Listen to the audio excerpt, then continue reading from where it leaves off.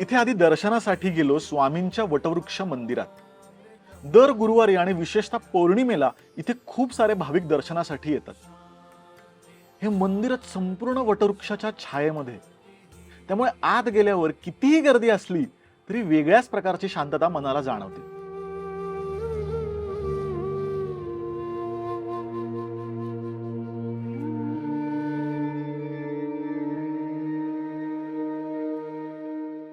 छान दर्शन झाल्यानंतर आम्ही मंदिरासमोरच असणाऱ्या अन्नछत्रामध्ये गेलो, जिथे दररोज दुपारी 12 ते 3 आणि संध्याकाळी 7 ते 10 मध्ये स्वामींचा महाप्रसाद मिळतो।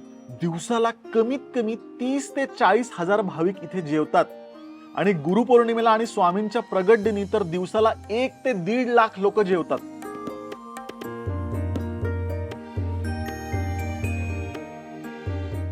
तर हे सगळं बनतं कुठे आणि कसं? ही स्वामींची महिमा असेल सगळं। स्वामी समर्थ